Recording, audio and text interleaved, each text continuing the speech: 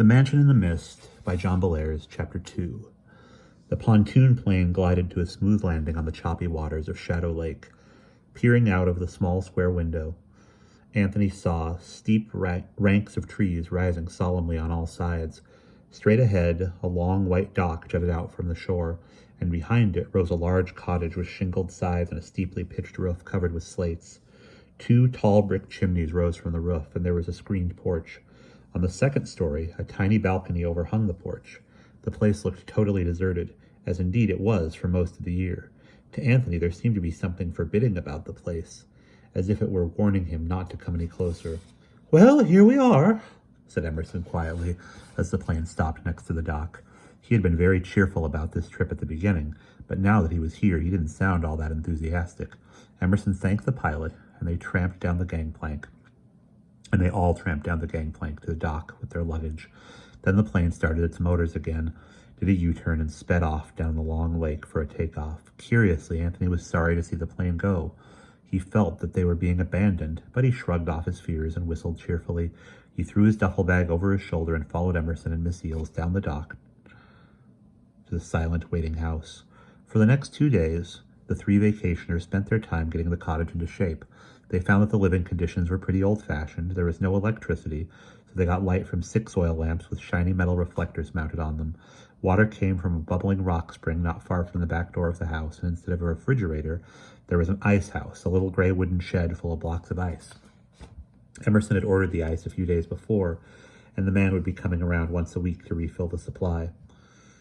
Also, there was a pest problem. The house had been taken over by black beetles and mice, and Emerson spent a lot of time setting mouse traps and spraying the baseboards of the rooms with Flit, a popular bug killer.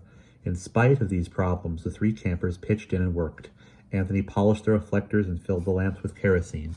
Dishes got washed, tables were scrubbed, windows got Windexed, and floors were mopped. Finally, things seemed to be in decent order, and the vacationers decided that they could sit back and enjoy themselves. Days passed, and Anthony began to feel the pleasure of being in the great Canadian North Woods. He loved the weird cries of the loons at night and the occasional sound of a tree crashing down in the wilderness. Emerson taught Anthony to fish with a bamboo rod and a line. It was just as exciting as fly casting, it wasn't as exciting as fly casting, but it was restful, and you almost always caught something. Miss Eels didn't fish, but she would sit in the boat and knit or read long novels by Charles Dickens. At night, the 3 of them gathered in the living room of the cottage, lit the 6 lamps, and played pinochle, or Emerson might bang away at the old upright piano. Some nights they listened to music on Emerson's big battery-powered radio. The pleasures of this kind of life were quiet, but everybody seemed contented. Toward the end of the first week of their stay, Anthony began to feel that there was something wrong about the house. Nothing that you could get a grip on, but still something, wrong. One night he woke during a wild thunderstorm, and the boards in the corridor outside his bedroom were creaking loudly. Lightning leapt in through the tiny window, and loud, cracking peals of thunder burst overhead. But it was the creaking that bothered Anthony. It sounded like people walking up and down. When he finally got up his courage, he opened the door and peered out. Nobody there. The doors to Miss Eels and Emerson's bedrooms were shut, and they were probably asleep. Timidly, Anthony crept down the front staircase and peered into the shadowy living room. As his eyes got used to the dark, he saw something that froze his blood. Someone was sitting in one of the rockers. Anthony clenched his teeth and closed his eyes. He could hear his heart hammering.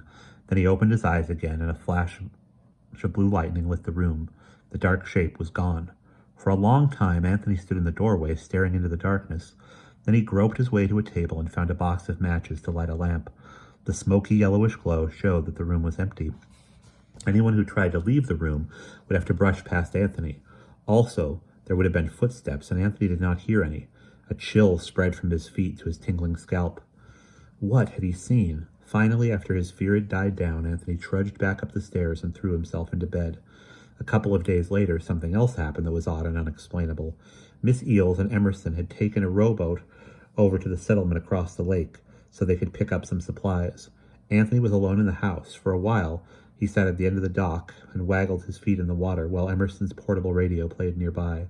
Then he rolled up his pants and waited for a while in the chilly water, but after a few minutes his feet began to sting.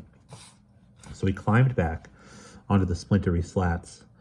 The sun sank low, and with a towel tied around his waist, Anthony padded back up to the house and warmed himself in front of the fireplace. When he was all dry and warm again, he sat on the porch and played his harmonica.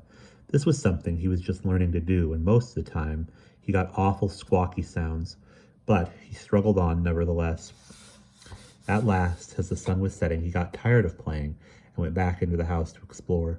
He was beginning to feel uneasy about Emerson and Miss Eales, but he remembered that Miss Eales could be a fussy shopper, and both his friends could get so wrapped up in bickering with each other that they lost track of time. It wouldn't hurt, Anthony decided, to keep himself busy by having a good look around. He took a kerosene lamp with him and headed upstairs. The bedrooms were all alike, small and rather homely. The walls were knotty pine and the floors were covered with reed rugs. The beds were iron army cots, and next to each one was a chair to hang your clothes on. The only decoration the rooms had were framed pictures made out of colored yarn. Anthony walked aimlessly from room to room. He wasn't really looking for anything in particular. He was just killing time till his friends came back. He looked out the window of one bedroom and saw the stars were beginning to twinkle in the sky, but he saw no sign of the rowboat. Finally, he reached a room at the end of the corridor, a room that was different from the rest. There was no bed in it, and the floor was very dusty. A sleepy fly buzzed and bumped stupidly against the dirty window panes. In the center of the floor stood a large wooden chest. It was made of rough, unvarnished wood, and a yellowed label had once been stuck to the lid, but someone had ripped it off, so that only a fragment remained. Curious, Anthony knelt next to the chest and raised the lid. The hinges groaned, and a smell of raw wood rose to Anthony's nostrils. He looked in. The chest was empty except for some dead insects. At first, Anthony was disappointed, and he was about to close the lid when something stopped him. From inside the chest, a whispering sound came. It was like many voices talking together, saying words he couldn't understand. Anthony felt like someone who was hypnotized. He couldn't tear himself away. Now, as he stared into the old wooden box, the bottom filled with writhing curls of smoke. Then the smoke cleared, and blackness opened before him. It seemed to Anthony that he was looking down into a bottomless pit. Gripping the sides of the box, he went on staring, but then he began to feel the growing urge to clamber over the sides of the chest and throw himself in. At the last minute, he pulled back with a shudder of fear. Down came the lid with a loud slam, and Anthony hauled himself to his feet with a mighty effort. Struggling like a drunken person, he reeled out through the doorway and collapsed in a dead faint on the hall floor. And that is the end of Chapter 2.